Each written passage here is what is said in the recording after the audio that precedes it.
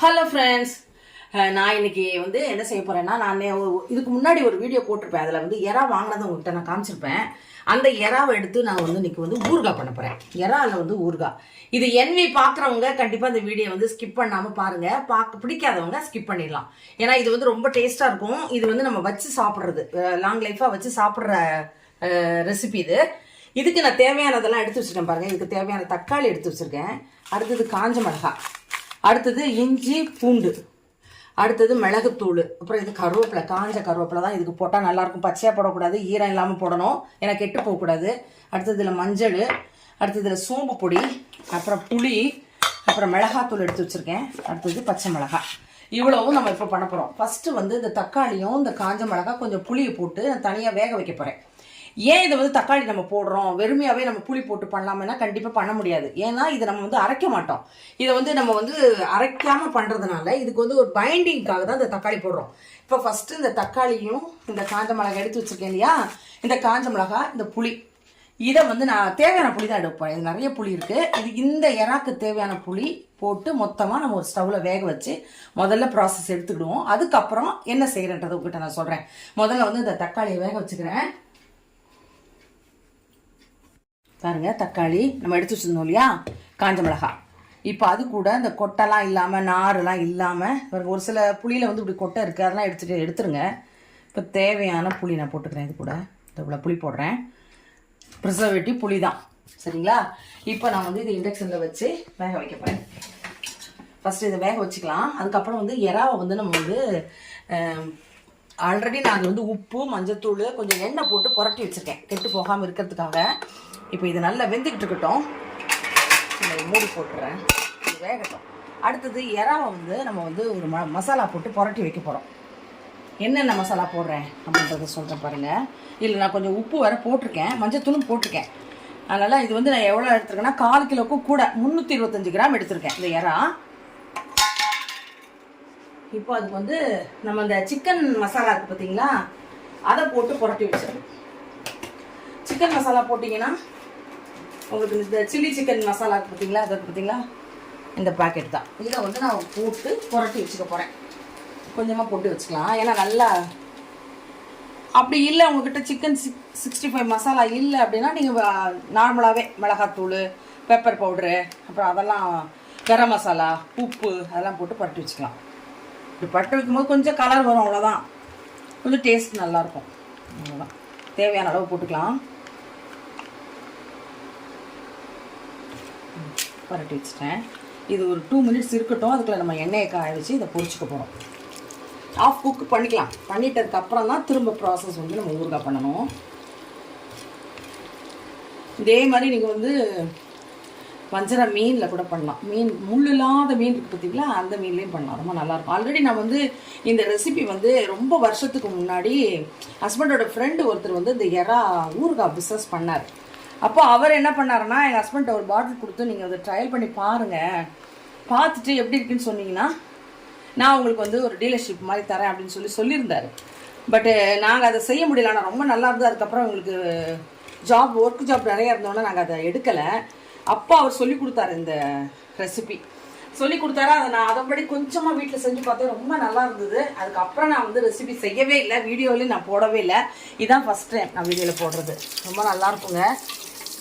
நம்ம சாம்பார் வச்சுட்டு அழகாக தொட்டு சாப்பிட்டுக்கலாம். சரி, இது 2 மினிட்ஸ் ஊறட்டும். அடுத்தது இது வேகட்டும். வெந்த பிறகு இதை வந்து என்ன பண்ணுறேன், அதை என்ன பண்ணுறேன்றதை மட்டும் சொல்கிறேன். நான் வேக வச்சுருந்தோம் பார்த்தீங்களா, தக்காளி, காஞ்ச மிளகாய், புளி, அதை நான் வந்து ஆற வச்சு மிக்சியில் அரைச்சி வச்சுருக்கேன். அடுத்தது நான் இஞ்சி பூண்டு உங்கள்கிட்ட காமிச்சேன் பார்த்தீங்களா, அது கொஞ்சம் குறைன்னு நீங்கள் வந்து பொடிசாக நறுக்கி போட்டாலும் போடலாம். நான் வந்து மிக்சியில் கொஞ்சம் குறைன்னு அடித்து வச்சுருக்கேன். இப்போ நம்ம வந்து இதில் வந்து நல்லெண்ணெய் ஊற்றிருக்கோம். இப்போ நம்ம புரட்டி வச்சுருக்கோம் இல்லையா எறா, அதை வந்து இது ஃபஸ்ட்டு கொஞ்சம் போட்டு வறுத்துக்கலாம். ஒரு அரை வேக்காடு வேக வச்சுக்கலாம். ரொம்ப முழுசாக வேக வைக்க வேண்டாம், ஏன்னா அதுக்கப்புறம் நம்ம வந்து தக்காளியெல்லாம் ஊற்றி திரும்ப வேக வைப்போம். அதனால் அரை வேக்காடு வேக வச்சுட்டு அதுக்கப்புறம் எடுக்கும் போது உங்கள்கிட்ட காமிக்கிறேன் பாருங்கள். சிக்கன் 65 போட்டிருக்கேன், உப்பு போட்டிருக்கேன். ஆல்ரெடி சிக்கன் 65ல கொஞ்சம் உப்பு இருக்கும், கொஞ்சமாக போட்டுக்கோங்க. இப்போ இதை நல்லா ஒரு ஆஃப் குக்கு நம்ம எடுத்து வச்சுக்க போகிறோம் தனியாக தட்டில். இப்போ எறா பார்த்தீங்களா, நம்ம போட்ட போது எப்படி இருந்தது, இப்போ எப்படி இருக்கு பாருங்கள். இப்போ இந்த ஸ்டேஜில் நம்ம எடுத்துடலாம். ஏன்னா திரும்ப நம்ம போடுவோம், ரொம்ப வெந்துருச்சுன்னா அப்புறம் ரப்பர் மாதிரி ஆகிடும். அதுக்காக எடுத்துடலாம். இப்போ இந்த எண்ணெயிலேயே தான் நம்ம தாளிக்க போகிறோம்.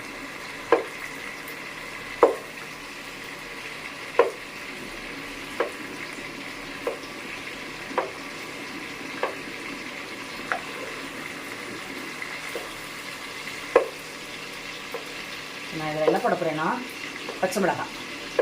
நீங்கள் பச்சை மிளகாய் போட்டிங்கனாலே ஃப்ளேவர் நல்லாயிருக்குங்க.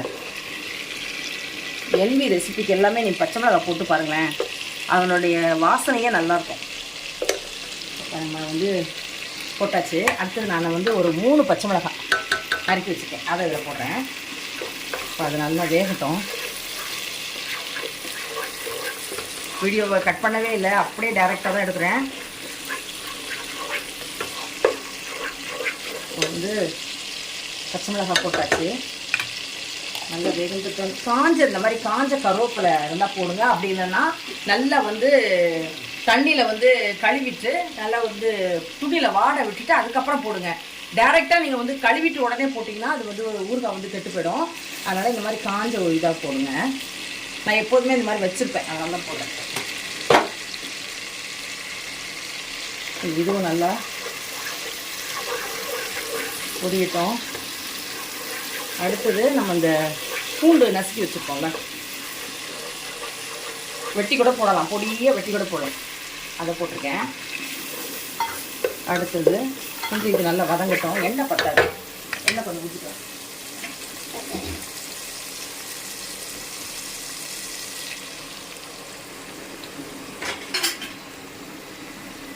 இது நல்லா வாசம் வருது பாருங்கள். இந்த பூண்டு போட்ட உடனே செம வாசனை வருது. அடுத்தது நம்ம இஞ்சி நசுக்கி வச்சுருக்கோம்ல, அது ரெண்டுமே ஈக்குவலாக எடுத்துக்கணும். எவ்வளோக்கு நீங்கள் பூண்டு எடுக்கிறீங்களோ அதே அளவு இஞ்சி. இது நல்லா வேகட்டும். அதுக்கப்புறம் நல்லா எண்ணெய் பிரிஞ்சு வரும்போது நம்ம அந்த தக்காளி ஊற்றுவேன்ல, அப்போ காமிக்கிறேன். இப்போ பாருங்கள், இந்த அரைச்ச விழுது இருக்குது பார்த்தீங்களா, தக்காளி, காஞ்ச மிளகாய், புளி. இப்போ அந்த விழுதை இதில் போட போகிறோம். நல்லா வாசம் வருது, இஞ்சி பூண்டெல்லாம் நல்லா வெந்து மேலே ஆயில் பிரிஞ்சுருக்கு பாருங்கள். இப்போ இதை போடுறோம். தண்ணியெல்லாம் ஊற்றக்கூடாதுங்க. எல்லாரும் தவறாமல் போய் ஓட்டு போட்டுவாங்கன்னு சொல்லுங்க. அவங்க போடுவாங்க ஓட்டு. நாங்கள் காலையிலே பாருங்கள் ஓட்டு போட்டு வந்துட்டோம். ஓட்டு போட்டு வந்து அந்த வீடியோவை எடுக்கிறோம். கூட்டம் இல்லைங்க, நாங்கள் போகும்போது வெயில், அதனால் நாங்கள் ஒரு 10 மணிக்காகவே போயிட்டு ஓட்டு போட்டே வந்துட்டோம். 10:15 வந்துட்டோம். எல்லாரும் போய் அவங்கவுங்க உரிமையை போய் போட்டு விட்டுவாங்க ஓட்டு. இப்போ இது நல்லா வெந்து எண்ணெய் பிரிஞ்சு வரணும். அதுக்கப்புறம் தான் நம்ம இறாவை போட போகிறேன்.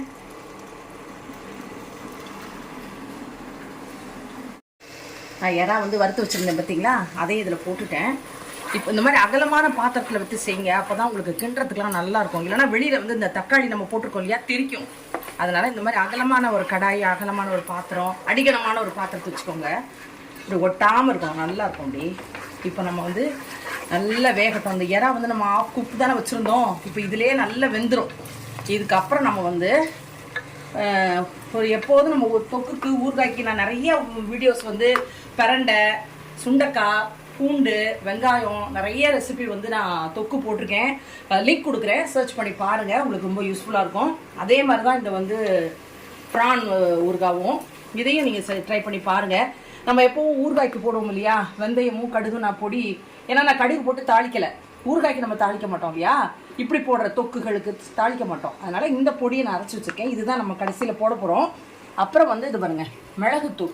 எப்போதுமே எறான்னு சொல்லும்போது மிளகுத்தூளும் சோம்புத்தூளும் கண்டிப்பாக போடணும், அப்போ தான் நல்லாயிருக்கும் எறா ஃப்ரை பண்ணும்போது, சாதாரணமாக ஃப்ரை பண்ணும்போது கூட.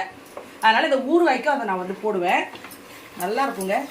பூண்டு முழு பூண்டாகவும் நீங்கள் உரிச்சு போடுங்க, அதுவும் நல்லா தான் இருக்கும்.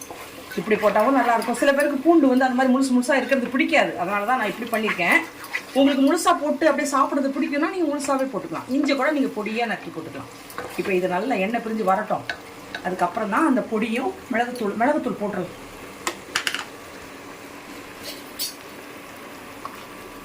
ஒரு 1/2 ஸ்பூன் போடுறேன். இந்த ஸ்பூனுக்கு 1/2 ஸ்பூன் காரம், அவங்கவுங்க காரத்துக்கு தகுந்த மாதிரி போட்டுக்கோங்க. இது ஒரு வாசமாக சூப்பராக இருக்கும். மிளகுத்தூளும் போட்டாச்சு. இது நம்ம கடைசியில் போடலாம், இறக்கும் போது போடலாம். எண்ணெய் பிரிஞ்சு வரட்டும். அப்புறம் சோம்புத்தூள் கொஞ்சம், இது கொஞ்சம் நல்லா எண்ணெய் பிரிஞ்சு வரட்டும். அதுக்கப்புறம் நம்ம சோம்புத்தூள் போடலாம். பாருங்கள் எவ்வளோ எண்ணெய் பிரிஞ்சு வச்சுட்டு பார்த்துட்டிங்களா. இப்போது சோம்பு பொடி இந்த ஸ்பூனுக்கு 1 ஸ்பூன் போடுறேன். அதே மாதிரி நம்ம அந்த ஊறுகாய்க்கு அரைச்சி வச்ச பொடி இருக்கு இல்லையா, அதில் 1 ஸ்பூன் போடுறேன். 1/4 ஸ்பூன் போடுறேன். ஏன்னா கொஞ்சம் குவான்டிட்டி ஜாஸ்தி பார்த்திங்களா, அதனால்.